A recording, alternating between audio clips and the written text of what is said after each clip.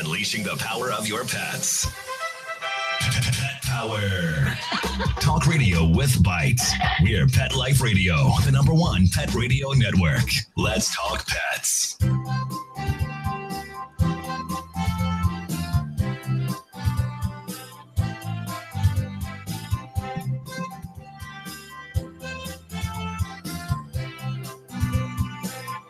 Okay. And good morning, good afternoon, welcome. You are here live with Dr. Jeff Werber, your host for the next 30 minutes here on Pet Life Radio's live call-in show, Ask the Vets with Dr. Jeff. And we're here for you. We're here for your pets. We're here to, answer whatever questions you may have. I don't always have the answers, but I can find them. And in fact, one of the questions today, I had to do my own little homework. So it just shows, you can teach an old dog new tricks. And it's your questions that kind of gets us to start looking things up. And so that's a good thing. So we love the challenges here. Absolutely love the challenges. So as I said, we're here for you. A couple of ways you can get a hold of us this morning or this afternoon. Number one is this good old-fashioned phone, 877-385-8882. Once again, toll free, 877-385-8882. You can also send me a quick note live here at Pet Life Radio. It would be forwarded to me live on air, and that's to Dr. Jeff at PetLifeRadio.com and Dr. Jeff at PetLifeRadio.com. And then finally, the most fun way is to join us here live on Google Hangouts. So go on to Pet Life Radio, click on shows, scroll down to Ask the Vets with Dr. Jeff. You should be that one. And if you're listening to us now, you're probably on it anyway. And you in the box, you can see a Google Hangouts link left by our wonderful producer, Mark Winter. And you can just click on it and join us live if you have your pet with you. And as I say many, many times, get used to this because telemedicine, telehealth is here. We're going to be using it. Your doctors are going to be using it. It's going to provide you with a lot of comfort knowing that you can reach somebody 24/7. It's also going to save you time and money, because you won't have to jump in the car and travel, however far you have to go to get to your vet, sit in the waiting room, only to find out that huge bump that you're worried about was just a wart or a lipoma, a little benign growth. So these things are very helpful for you. I had a call last night it was like maybe 1:30 in the morning, and the dog had a very swollen conjunctiva, like an allergic reaction to something. Of course, the owner was panicked, wanted to know if she should jump in the car and go to emergency. So we went on to FaceTime and looked at the eye, and it was nothing to worry about. And I told her if it's still there in the morning to give me a holler. And guess what? Haven't heard from her yet. So I'm sure that it was nothing. So these are little things that we can do with telemedicine and telehealth. So, it's really great. I want to thank our major corporate sponsor here, Pawfume by Dr. Jeff Werber. And basically, I teamed up with Pawfume. It was basically a pet perfume type company. That's the name, Pawfumes. And we added our line. I gave them formulas that I've had when I had my line many years ago. And we are online, pawfumepremium.com, PAWFUME premium, all one word, .com. Great stuff, veterinary quality. Some of the stuff you can't even find at your vet. My Skin and Coat Emollient spray is amazing. My ear cleaner was the #1 selling ear cleaner at one of I could say it, at Petco. And until they got very greedy and decided to copy my bottle and the color of my ear cleaner and sell it for $1.50 less. Not nearly as good because it wasn't the same ingredients, but most consumers don't know that. They say, "Oh my God, here's the same color. It's the same bottle." I'm sure it's the same. Well, not necessarily. Anyway, great stuff. And so if you really want a good wellness healthcare, we call it Health Solutions by Dr. Jeff. And it's really, really good stuff. So pawfumepremium.com and go online, check them out, check some of by the way, the stuff smells great. That's where the Pawfume comes in. We took some of their scents, which are amazing. And, they make perfumes for the human industry. So we're talking high quality, good stuff. And it is really, really effective, works great, pH balance, lathers well as far as the shampoos. Check out my Skin and Coat Emollient, my first aid spray, my ear cleaner. Those are my Dr. Jeff's picks. And it's a Dr. Jeff and Pawfume. What a great partnership. Check them out. So anyway, as I like to do often is, we got a couple of questions, which I'm going to share with you after the break. But one of the things I wanted to do is go over the news. Now, I left the news story out last week, and purposely because I really wanted to talk about it some more. And I wanted to sort of gather some of input from you, our listeners. What are you thinking? What are you considering? Have you spoken to your veterinarian? And what's this about? It's about marijuana, pot. It is gaining popularity. A number of states have taken away the restrictions, and now it is legal for recreational use. And there's the good, the bad, the ugly. The good is that I do believe there are many benefits. The bad is that we don't necessarily know what all of the toxic levels are. We know what the LD50 is. We've talked about this before. And LD50, for those of you who don't know the scientific term, it's going to gross you out. It is the lethal dose 50. That means the lethal dose, the dose that 50% of the animals tested are given this dose, they'll die. I mean, we're talking a lot. That's about 3 grams per kilogram body weight. So if you take your average, say, 40-pound dog, right? That's about, let's say just under 20 kilos, like 18 and a half kilos. Multiply by 3, okay? So you got 54 grams, right? Obviously, your dogs aren't getting a hold of 54 grams. So it's a lot, but we don't necessarily know what the toxic doses are. So until we know, now we don't mean death, we just mean doses that will cause unwanted signs in our dog, things that are not desirable. And until we know those levels, then we can't start testing for therapeutic levels. So that's the bad part. The ugly part is this. Check this out. And I'm just reading this from the AVMA Smart Brief, that the veterinarians treating more cases of marijuana toxicity that because many states have been decriminalized, pet poison centers say calls related to marijuana have increased by, catch this out, 448%, okay, since 2013. So, extreme toxicity, which we don't really see, fortunately, can result in seizures, coma, and actually death. There have been a couple of reported cases of pot butter, which is apparently extremely potent. Most of the times we're not going to get dogs that are dying, but they are getting weird behavior, weird reactions, and we really need to learn a lot more. And of course, all of this is clouded by the fact that there are so many different varieties out there. So talk to your veterinarian. There is CBD, cannabidiol, which has no THC or negligible THC, very safe. We see a lot of positive. There's the cannabinoids, which do have some degree of THC. So there are so many different varieties, so many different levels of THC, so many different types and strengths of THC that it's going to be an uphill battle. But fortunately, now with California adding UC Davis onto the team, along with Colorado State University, which has already been doing a lot of studies, I think it's going to take a number of years, but we will get there where we have really good recommendations, good scientific data to share with you about the benefits. Okay, another story. And this is really, really cool. Benefits of therapy dogs actually go both ways. And that's really nice. When you think about it, more than 50,000, dogs were studied at the pediatric cancer centers across the country. Okay. And what they did was they measured cortisol levels. Cortisol is a good measure of stress.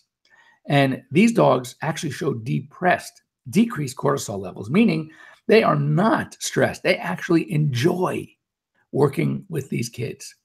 So don't think it's work for them. They get a kick out of it too, because the kids, we know dogs, they respond to us. So when you have these kids that are ill and that are just love that affection, that attention, they put out that vibe, and these dogs feel great as well. So I think that's great. So if you have a dog that it could be a good therapy dog and you want to have it trained and certified, please consider it, because your dogs will love it as well.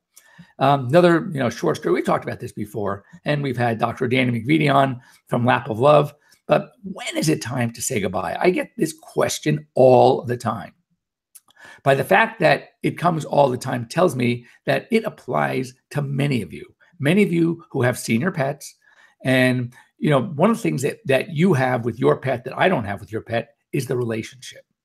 And it really does. That close relationship definitely clouds your judgment.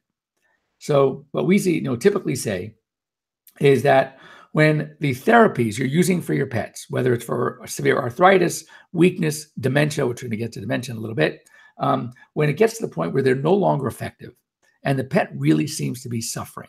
And, one of the criteria I use, it's something you can kind of put in terms that you can understand. If this were grandma, all right, or maybe if you're lucky enough, great grandma, and you are considering putting her in a home or hiring a 24/7 nurse, all right, because she can do nothing on her own anymore. That's when it's time to say goodbye.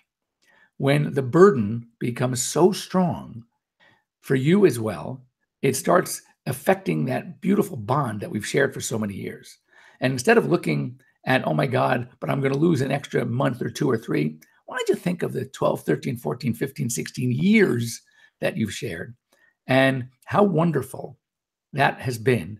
And why should your pet suffer for even a minute? And as Danny, we talked about this when she was on, that you can never make a mistake of saying goodbye a little bit too early, but you can make a terrible mistake of waiting too long. So keep that in mind. If you're faced with that, if you want to write or talk about it or share your story with us, we'd love to hear from you, 877-385-8882. Let others benefit and learn from what you're going through as well. When I finally had to put Grover down, and many of you know I had a 16-year, almost 16-and-a-half-year-old Labrador, had already gone through surgery at 15, removed a terrible grade 3 aggressive mast cell tumor, had him on medication.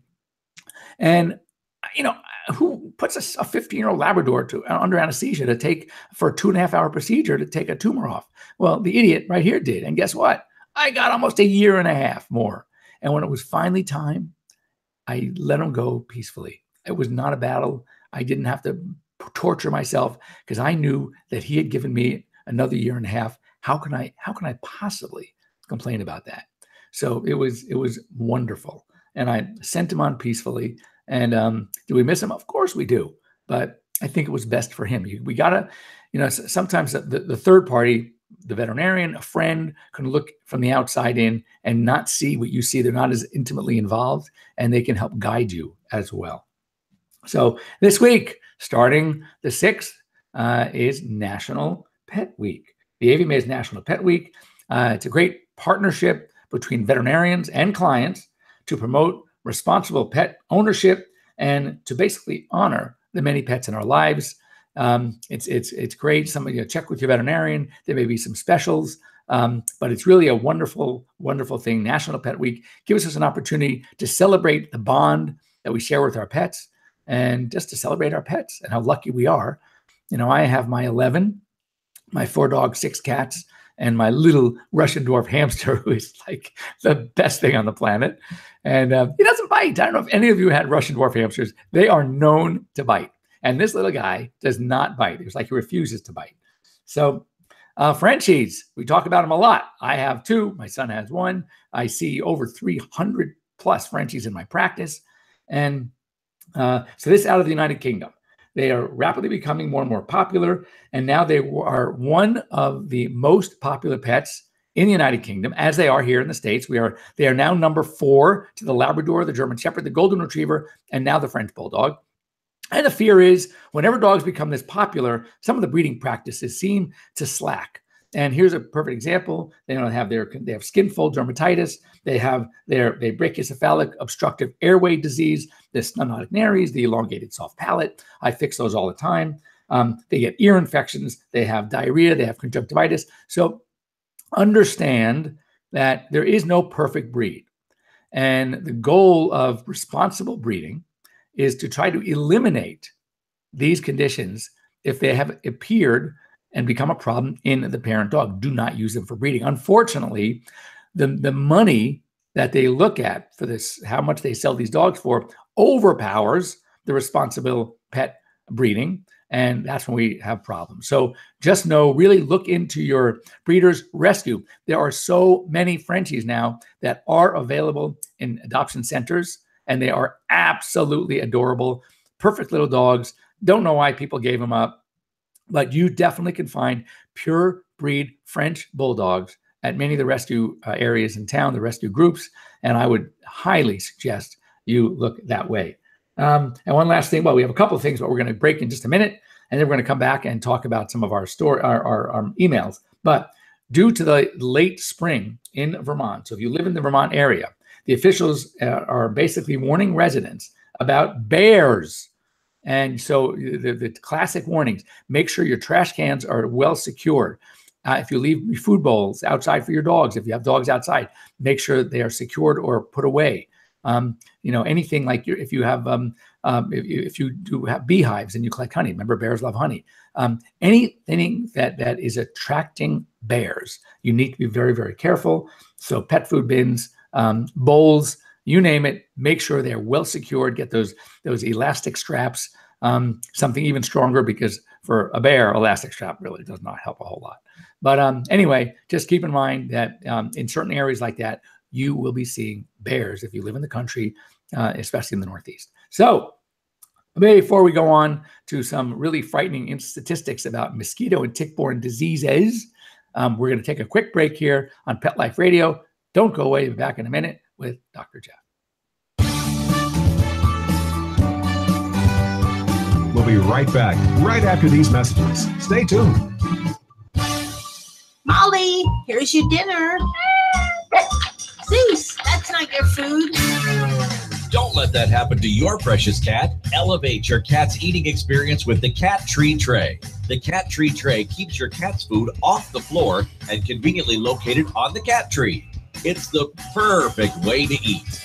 It's a beautiful wrought iron tray that easily attaches to your cat tree and keeps dogs and other critters out of your cat's dish. A must for multi-pet households. There's a 6-inch tray for large bowls and a 4-inch tray for smaller bowls. Purchase your Cat Tree Tray today. Go right now to cattreetray.com. That's cattreetray.com. CATTREETRAY.com.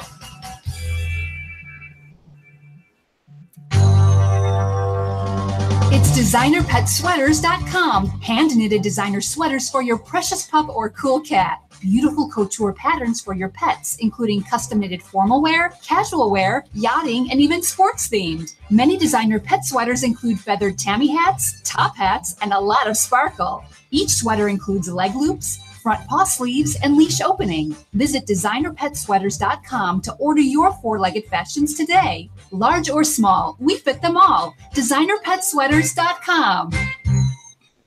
Does your dog itch, scratch, stink, or shed like crazy? Come to Dynavite for help. Order a 90-day supply of Dynavite. Pick up 2 bottles of Lico Chops, get the 3rd bottle free. New improved Lico Chops with omega-6, omega-3, vitamin E, and now 6 extra direct-fed microbials. Even better for the digestive tract and immune system. And dogs love it. Try Lico Chops. Buy 2, get 1 free. This is Henry Lukasevic for Dynavite. DINOVITE.com. Hey, cat people. Litter box smells always on your mind? Think about your cat, not the box, with World's Best Cat Litter, the litter that delivers big odor control in a tiny package. World's Best Cat Litter harnesses the concentrated power of corn to trap odors deep inside the litter. Ready to knock out smells and use less litter? Find World's Best Cat Litter at Target, Walmart, and in your local grocery and pet stores. Let's connect socially. Join the Pet Life Radio community to get the latest pet news, updates, and reviews. Connect with our show hosts and pet lovers socially on our Facebook and Twitter pages. You're just one click away. Find us at PetLifeRadio.com. Begging to hear more of your favorite show? Full episodes of all our shows are available on demand. Go to PetLifeRadio.com to fetch our entire lineup of Possum Pet podcasts. Also, dig us up in iHeartRadio and iTunes. Let's talk pets. Live and on demand, only from Pet Life Radio. Let's talk pets. Let's talk pets On Pet Life Radio. PetLifeRadio.com.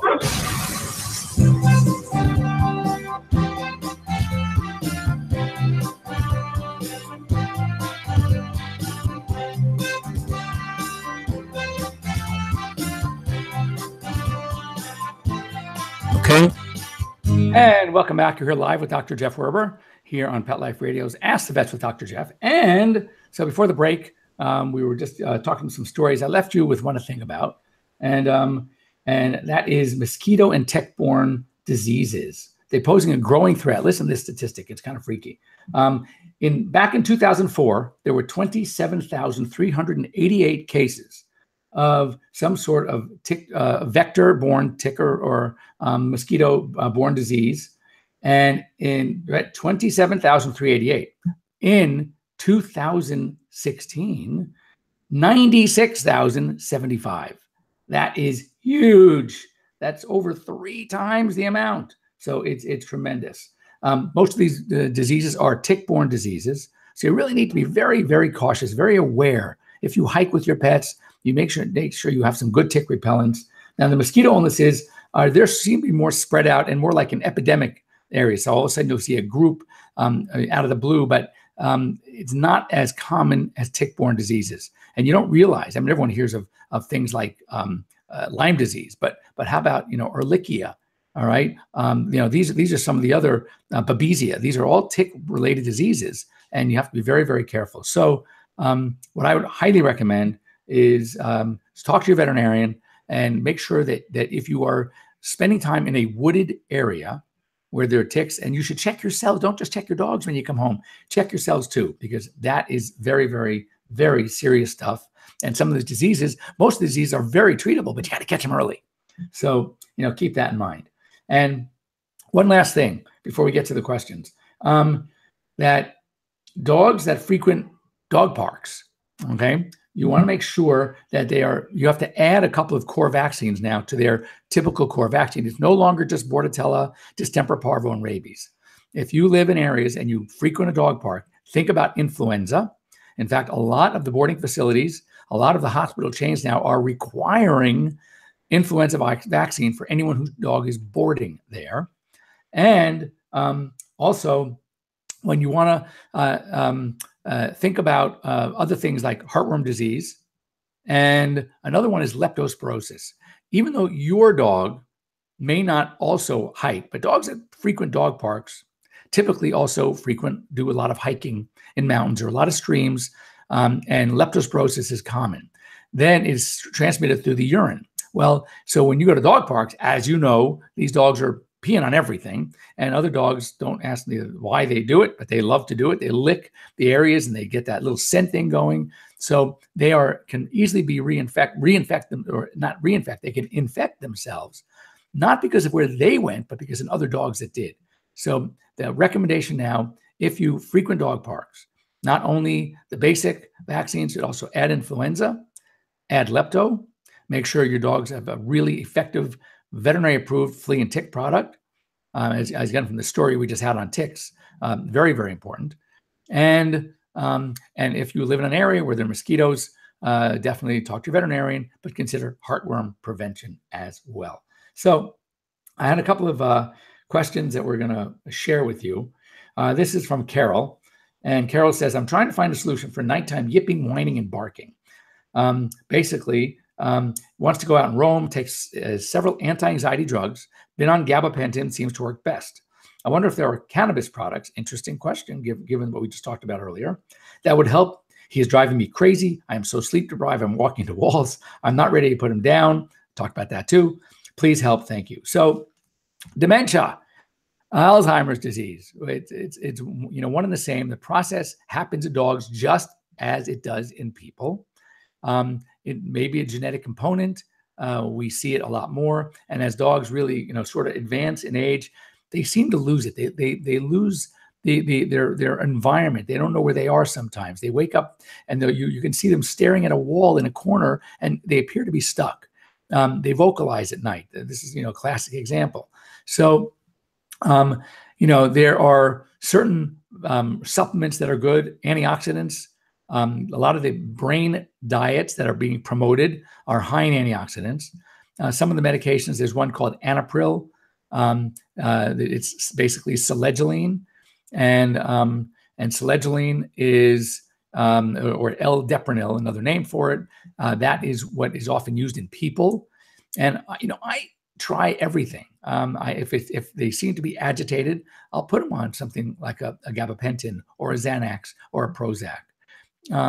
If they are, and even now, I would say certainly look into the CBD products because they seem to be effective. I've heard a lot of empirical data.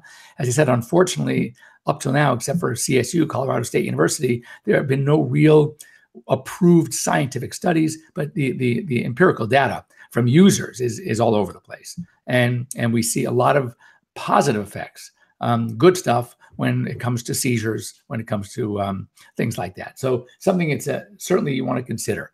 So dementia, it's a common aging problem. First of all, of course, make sure that there's no pain anywhere. So you definitely need to have a full physical, x-rays, because sometimes these dogs also have problems like arthritis. And what they're whining is because they are in pain. They're in discomfort. So not only do we want to treat the dementia, but we also, if we can show that there are other signs of a problem that might be predisposing them to this vocalization, let's take care of that as well. The goal, of course, is to keep them comfortable. The more comfortable you keep them, as Carol has already witnessed, the more comfortable she'll be because she can get some sleep as well. So something to do some homework on, but it is a problem that we often deal with aging dogs. And our goal really is just try to treat symptomatically the best way we can, make sure they are healthy from a physiologic standpoint, make sure they're healthy from a skeletal standpoint and joints, et cetera. And if they are, then we work with what we can do. And as I said, Anapril or sledgeling, which is Daldepranil, antioxidants. If we have to use some calming formulas like a gabapentin, like or pain, tramadol, some of the non-steroidal anti-inflammatories, then yes, we can do that as well. Next question I got, and this was interesting because I don't do a lot of naturopathic, homeopathic medicine, but the issue was dog lipomas. Lipomas are benign fatty tumors. They usually appear under skin, sometimes just under the skin, which are a little easier for us as far as surgical removal. And other times they are literally under one of the muscle layers, which makes it, of course, a little bit more of a challenge just from a surgical perspective. And this caller, Tommy, wants to know of an herb that will help reduce lipomas on a dog. So I was doing my own, I have this great herb book, and it was interesting. So I go, of course, to the index, look at lipomas. This thing is so extensive. It has everything on everything and not a single reference to lipomas. Then I went to fatty tumors, on the F's, nothing about fatty tumors. I went to tumors, and there are only two little bylines about tumors. So kind of tells me maybe that there's not a lot of successful stuff from the herbal standpoint, but I did some homework online, and two things that come up seem more often than not. So maybe there's something there. One, from a topical perspective, you can make a mixture using sage, and from an oral perspective and topical, turmeric. So they make it like a turmeric tincture. You can apply it onto the skin. This author, a Canadian, not a veterinarian, I have to preface that, but like a behaviorist, and apparently seems to be fairly knowledgeable about this arena, and clearly states that this because of toxins in the body, and when you see lipomas, even though from our Western medicine perspective they're benign, they typically happen in overweight dogs, fatty deposits. She says when you remove them, they always come back. That's not necessarily true. It depends if you leave any tissue behind, but if you get them all, they're usually well encapsulated. When they are, they do not come back. And if one comes back, it's not the exact same place. It's going to come back because once you see a dog who gets lipomas, they are prone to more lipomas. Now, if we want to talk about toxins in the body and age and age expectancy, she makes a comment that, back in the 20s and 30s, some of the big breeds were living to 15, 16, now it's 8 to 12. Yet my Labrador, a dog that is known for lipomas, a breed that he was not heavy at all, but he developed a lot of lipomas over time. And yet he lived to 16. So, I take these things with a grain of salt.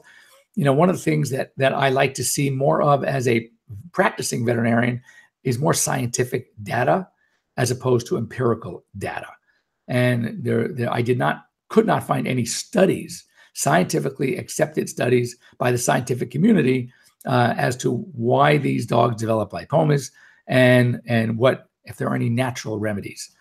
So typically, because they are benign, my recommendation, again, I'm Western all the way, is that I do not like, unless it's a huge one, I do not like to remove them and anesthetize the dog just for that. However, if I'm going to anesthetize them for something else already, like a dentistry or something more serious, while they're under anesthesia, yes, I will take off the tumors. Let me leave you with one quick story. My mother had a red Dobie who had a lipoma under her arm.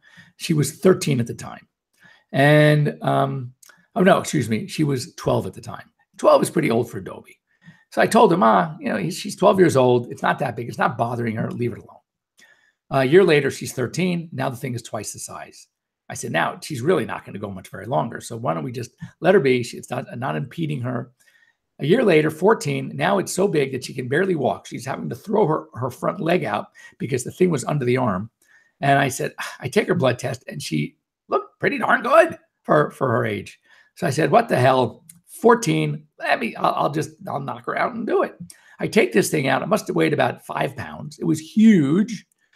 And would you believe it? She also lived to 16.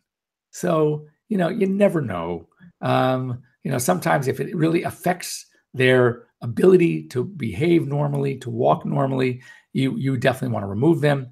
A lot of times they're in places that it's just maybe unsightly. When you pet them, you feel it. A lot of times on the ventral surface, big deal. So, you have to really look at it from an individual standpoint. The risk of anesthesia, how extensive the post-op will be. Is it so big that it's going to need drains? Yes, we had to put drains and feather because it was very big.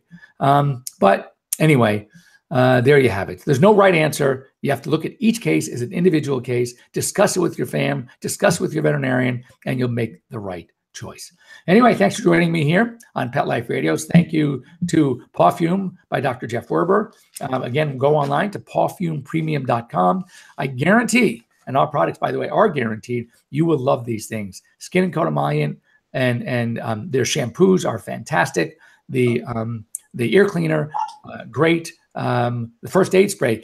If you were a guy, remember, like when your mom used to use Bactine years ago, we made a first aid spray that is natural, that is non-alcohol based, that doesn't sting when it goes on, and it is definitely antibacterial. It is fantastic. So think about that as well. My first aid spray, it's the best out there. I'll say that with confidence. All right, so we'll see you next week right here. Same bat time, same bat channel. And as I don't know if you saw, I will stand up to show you. I had my surgery this week and my shoulder surgery. And I am in this sling for 6 weeks. And I'm having to write right-handed. I'm a lefty, so I have to write right-handed. My notes look like a third grader. I should say a first grader, just learning to write. I'm getting used to it, though. Hopefully, in a few weeks, I'll be even better. I'll be able to read my own notes. If you have any questions, you can either reach me here at Dr. Jeff at PetLifeRadio.com or join us next week. And just join us live, and you'll go into Google Hangouts and ask away. And thanks for those, Tommy, Carol, for writing in. And anybody else who wants to has any questions, you know how to get a hold of me. All right. Have a great week. Bye-bye.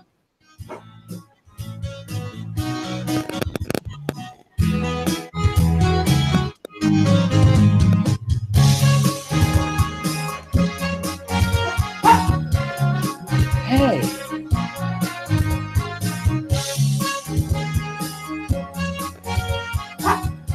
Nikki.